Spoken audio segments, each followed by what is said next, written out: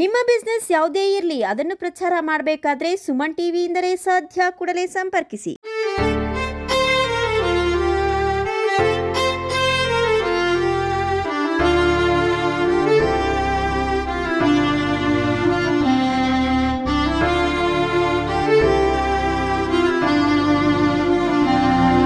ಪ್ರಿಯ ವೀಕ್ಷಕರೇ, ಸುಮನ್ ಟಿವಿಗೆ ಸ್ವಾಗತ ಸುಸ್ವಾಗತ. ಈಗ ನೀವು ನೋಡ್ತಿರೋ ಈ ವಿಡಿಯೋ ಸುಮನ್ ಟಿವಿ ಮಾಡಿದ್ದ ವರದಿಯ ಇಂಪ್ಯಾಕ್ಟ್ ಸ್ಟೋರಿ. ಈ ಕುರಿತು ನಮಗೆ ಬಹಳಷ್ಟು ಹೆಮ್ಮೆ ಇದೆ ಮತ್ತು ಆತ್ಮತೃಪ್ತಿ ಇದೆ. ಮಾಧ್ಯಮದ ಬಹುಮುಖ್ಯ ಉದ್ದೇಶ ಸಾಮಾಜಿಕ ಬದಲಾವಣೆ. ಸೊ ಈ ಬದಲಾವಣೆ ಯಾವ ಪ್ರಮಾಣದ್ದಾದ್ರೂ ಆಗಲಿ, ನಮ್ಮಿಂದಾದ ಬದಲಾವಣೆಯಾದರೆ ಅದು ಸಾರ್ಥಕವೇ ಸರಿ. ಸುಮನ್ ಟಿವಿ ತಂಡ ಕಳೆದ 2 ತಿಂಗಳ ಹಿಂದೆ ಒಬ್ಬ ಅಲೆಮಾರಿ ವ್ಯಕ್ತಿಯ ಬಗ್ಗೆ ಮತ್ತು ಆತನ ಪರಿಸ್ಥಿತಿಯ ಬಗ್ಗೆ ವರದಿ ಮಾಡಿತ್ತು. ಅದರ ಫಲಶ್ರುತಿ ಎಂಬಂತೆ ಆ ವ್ಯಕ್ತಿಯ ಜೀವನ ಶೈಲಿ ಇಂದು ಸಂಪೂರ್ಣ ಬದಲಾಗಿ ಹೋಗಿದೆ. ಆಗ ನಮಗೆ ಸಿಕ್ಕಿದ್ದ ಆ ವ್ಯಕ್ತಿ ಏನಾ ಅನ್ನುವಷ್ಟರ ಮಟ್ಟಕ್ಕೆ ಬದಲಾಗಿ ಹೋಗಿದ್ದಾನೆ ಈ ವಿಲಾಸ್ ಎಂಬ ಮಹಾರಾಷ್ಟ್ರ ಮೂಲದ ಅಲೆಮಾರಿ ವ್ಯಕ್ತಿ.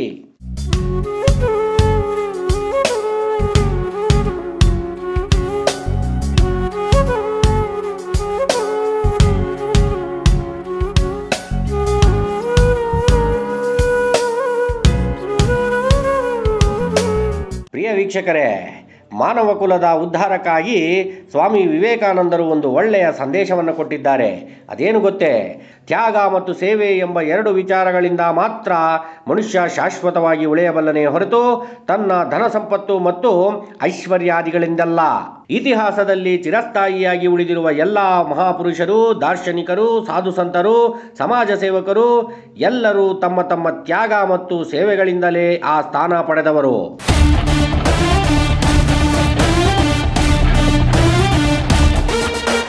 ಯಾರು ತನಗಾಗಿ ಬದುಕುತ್ತಾರೋ ಅವನ ಮುಂದಿನ ಪೀಳಿಗೆಯೇ ಮರೆತು ಹೋಗುತ್ತದೆ. ಯಾರು ಸಮಾಜಕ್ಕಾಗಿ ಬದುಕುತ್ತಾರೋ ಅವರನ್ನ ಇಡೀ ಸಮಾಜ ಶಾಶ್ವತವಾಗಿ ನೆನಪಿಟ್ಟುಕೊಳ್ಳುತ್ತದೆ. ಶೋಚನೀಯ ವಿಷಯ ಏನು ಗೊತ್ತಾ? ಪ್ರಸಕ್ತ ನಾವಿರುವ ಈ ಸಮಾಜ ಹೇಗಿದೆ ಅಂದರೆ, ಒಳ್ಳೆಯತನವನ್ನ ಮತ್ತು ಸೇವಾ ಮನೋಭಾವನೆಯನ್ನ ಭೂತಗನ್ನಡಿ ಹಾಕಿಕೊಂಡು ಹುಡುಕುವ ಪರಿಸ್ಥಿತಿಗೆ ಬಂದಿದ್ದೇವೆ. ಕಲಿಯುಗದ ಅಂತ್ಯ, ಸತ್ಯಯುಗದ ಪ್ರಾರಂಭದ ದಿನಗಳಿವು. ಸೊ ಈ ಯುಗದ ಜನರ ಮನಸ್ಥಿತಿ ಹೇಗಿದೆ ಗೊತ್ತಾ? ಸ್ವಾಮಿ ವಿವೇಕಾನಂದರಂಥವರು ಮತ್ತೆ ಹುಟ್ಟಬೇಕು, ಭಗತ್ ಸಿಂಗ್ನಂಥವರು ಕೂಡ ಮತ್ತೆ ಹುಟ್ಟಬೇಕು, ನೇತಾಜಿ ಸುಭಾಷ್ ಚಂದ್ರನಂಥವರು ಕೂಡ ಮತ್ತೆ ಹುಟ್ಟಲಿ. ಆದರೆ ನಮ್ಮ ಮನೆಯಲ್ಲಿ ಬೇಡ, ಪಕ್ಕದ ಮನೆಯಲ್ಲಿ ಹುಟ್ಟಲಿ ಅನ್ನುವಂತಹ ಮನಸ್ಥಿತಿಗೆ ಬಂದು ತಲುಪಿದೆ ನಮ್ಮ ಸಮಾಜ. ಒಟ್ಟಾರೆ ಸೇವಾ ಮನೋಭಾವನೆ, ಅದರಲ್ಲೂ ನಿಸ್ವಾರ್ಥ ಸೇವಾ ಮನೋಭಾವನೆ ಅನ್ನೋದು ಬಹಳಷ್ಟು ಕಣ್ಮರೆಯಾಗಿ ಹೋಗಿದೆ. ಇಂತಹ ಕಾಲದಲ್ಲೂ ಅಲ್ಲಲ್ಲಿ ಎಲೆ ಮರೆಯ ಕಾಯಿಯ ಹಾಗೆ ಆಗಾಗ ಒಬ್ಬೊಬ್ಬ ಸಮಾಜ ಸೇವಕರು ಕಾಣಸಿಗುತ್ತಿರುತ್ತಾರೆ. ಹಾಗೆ ಕಾಣಸಿಕ್ಕ ಅಪರೂಪದ ಸೇವಾ ಮನೋಭಾವ ಮತ್ತು ದಾನ ಧರ್ಮಗಳನ್ನು ರೂಢಿಸಿಕೊಂಡ ವ್ಯಕ್ತಿಗಳೇ ಉದ್ಯಮಿಗಳಾದ ಭಾಸ್ಕರ್ ಸುಗಂಧರಾಜು ಮತ್ತು ಅವರ ಪುತ್ರ ಜಯಸೂರ್ಯರವರು. ಈ ಅಲೆಮಾರಿ ವ್ಯಕ್ತಿಯ ಕುರಿತು ನಮ್ಮ ವಿಡಿಯೋ ನೋಡಿದ ಜಯಸೂರ್ಯರವರು ಆತನ ಪೂರ್ವಾಪರ ವಿಚಾರಿಸಿ ಆತನನ್ನ ತಮ್ಮ ಮಾಲೀಕತ್ವದ ಪೆಟ್ರೋಲ್ ಬಂಕಿಗೆ ಕರೆತಂದಿದ್ದೇ ಅಲ್ಲದೆ ಆತನಿಗೆ ಖುದ್ದು ತಾವೇ ಕೇಶಮುಂಡನೆ ಮಾಡಿ, ಸ್ನಾನ ಮಾಡಿಸಿ, ಹೊಸ ಬಟ್ಟೆ ಧರಿಸಿ, ಎಲ್ಲಾ ತರಹದ ಶುದ್ಧೀಕರಣ ಕೆಲಸ ಮಾಡಿ ತಮ್ಮ ಸೇವಾ ಮನೋಭಾವವನ್ನು ಮೆರೆದಿದ್ದಾರೆ ಶ್ರೀ ಜಯಸೂರ್ಯರವರು. ಇಷ್ಟೆಲ್ಲದರ ನಂತರ ಈಗ ಅಲೆಮಾರಿ ಜೀವನ ನಡೆಸುತ್ತಿದ್ದ ವಿಲಾಸ್ ಎಂಬ ವ್ಯಕ್ತಿ ಭಾರತದ ಒಬ್ಬ ನಿಜವಾದ ಜವಾಬ್ದಾರಿಯುತ ಪ್ರಜೆಯಾಗಿ ಮಾರ್ಪಾಡಾಗಿದ್ದಾನೆ. ಜಯಸೂರ್ಯರವರು ವಿಲಾಸನಿಗೆ ದೈನಂದಿನ ಊಟ, ವಸತಿ ಎಲ್ಲವನ್ನ ನೀಡಿ ತಮ್ಮದೇ ಪೆಟ್ರೋಲ್ ಪಂಪಿನಲ್ಲಿ ಇರಿಸಿಕೊಂಡಿದ್ದಾರೆ.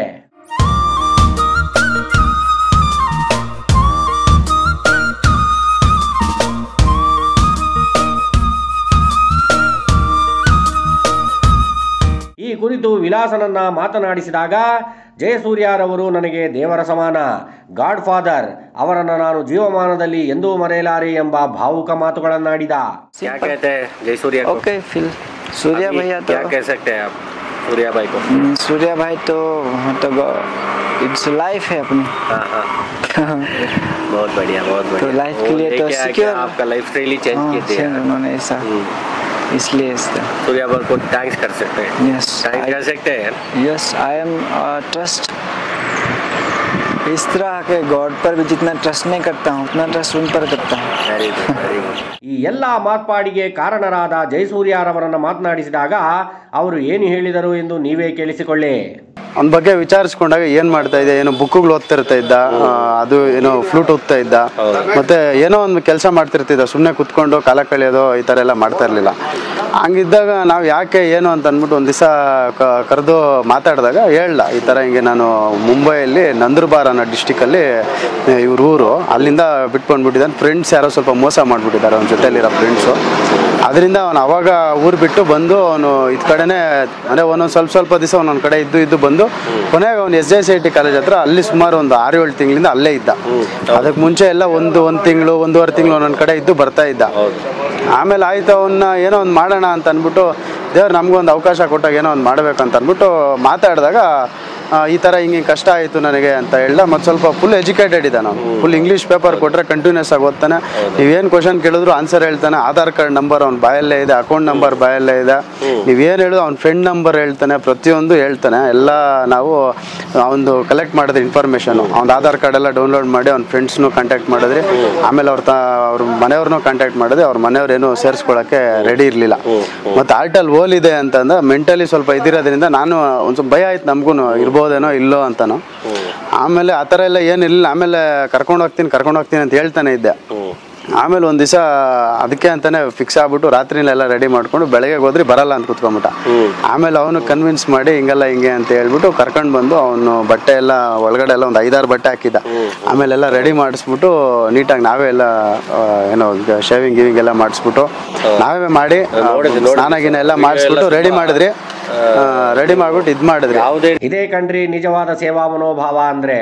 ತಾನು ಮಾಡಿದ ಸೇವೆಗೆ ಅಥವಾ ಕೆಲಸಕ್ಕೆ ಯಾವುದೇ ಪ್ರತಿಫಲಾಪೇಕ್ಷೆಗಳನ್ನು ಇಟ್ಟುಕೊಳ್ಳದೆ ನಿಸ್ವಾರ್ಥವಾಗಿ ಮಾಡಿದರೆ ಅದಕ್ಕೆ ತಕ್ಕ ಫಲಾಫಲಗಳನ್ನು ಭಗವಂತ ಕೊಟ್ಟೇ ಕೊಡುತ್ತಾನೆ.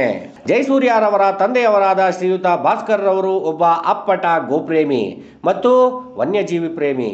ತಮ್ಮ ನಿತ್ಯ ಕಾಯಕದಲ್ಲಿ ವನ್ಯಜೀವಿ ಸೇವೆಯನ್ನು ನಿರಂತರವಾಗಿ ಬದುಕಿನ ಒಂದು ಭಾಗವಾಗಿ ಮಾಡಿಕೊಂಡಿರುವ ವ್ಯಕ್ತಿ. ನಮಗೆ ಈ ಗೋ ಸೇವೆ ಮತ್ತು ಮೂಕ ಪ್ರಾಣಿಗಳು ಅಂದ್ಕೊಳ್ಳಿ, ನಾವು ಮೂಕ ಪ್ರಾಣಿ ಅಂತೀವಿ, ನಮ್ಗೆ ಮಾತು ಬರ್ತದೆ ಅನ್ನೋ ಒಂದು ದುರಹಂಕಾರ ಬಿಟ್ಟರೆ ನಾವು ಅದ್ರ ಮುಂದೆ ಏನೂ ಅಲ್ಲ. ಪ್ರತಿಯೊಂದು ವಿಚಾರ ಕೂಡ ಆ ಹಸುಗಳಿಗಾಗಲಿ ಕೋತಿಗಳಿಗಾಗಲಿ ಬೇರೆ ಪ್ರಾಣಿಗಳಿಗಾಗಲಿ ಅವು ಗೊತ್ತಾಗ್ತದೆ. ಯಾರು ಒಳ್ಳೆಯವರು ಯಾರು ಕೆಟ್ಟವರು, ಯಾವ್ದು ತಿನ್ನಬೇಕು ಯಾವ್ದು ತಿನ್ನಬಾರ್ದು ಅನ್ನೋದು ಅವು ವಾಸನೆ ನೋಡಿ ಕಂಡುಹಿಡ್ಕೊಳ್ತವೆ. ನಾವು ಜ್ಞಾನ ಇದ್ದು ಎಲ್ಲ ರೀತಿಯ ತಿಳುವಳಿಕೆ ಅಭಿವೃದ್ಧಿ ಹೊಂದಿ ವಿಜ್ಞಾನದಲ್ಲಿ ನಾವು ಅತ್ಯುನ್ನತ ಶ್ರೇಣಿಯಲ್ಲಿ ನಾವು ಮುಂದುವರೆದು ಚಂದ್ರಯಾನ ಮತ್ತೆ ಮಂಗಳಯಾನಕ್ಕೆ ಹೋದ್ರೂ ಕೂಡ ಭೂಮಿ ಮೇಲೆ ಬದುಕೋದನ್ನ ನಾವು ಮನುಷ್ಯರು ಇವತ್ತಿಗೆ ಕಲ್ತಿಲ್ಲ ಅನ್ನೋದು ಒಂದೇ ಶೋಚನೀಯ ಸ್ಥಿತಿ. ಈ ಅಪ್ಪ ಮಕ್ಕಳ ಸೇವಾ ಮನೋಭಾವಕ್ಕೆ ಅವರು ನಂಬಿದ ಬಸವೇಶ್ವರ ಇನ್ನಷ್ಟು ಶಕ್ತಿ ತುಂಬಿ ತನ್ಮೂಲಕ ಸಮಾಜಕ್ಕೆ ಇನ್ನೊಂದಷ್ಟು ಸಹಾಯವಾಗಲಿ ಎಂದು ಹರಸುತ್ತೇವೆ. ಕ್ಯಾಮರಾಮನ್ ಮನೋಜ್ನೊಂದಿಗೆ ಸುನೀಲ್ ಆರಾಧ್ಯ, ಸುಮನ್ ಟಿವಿ.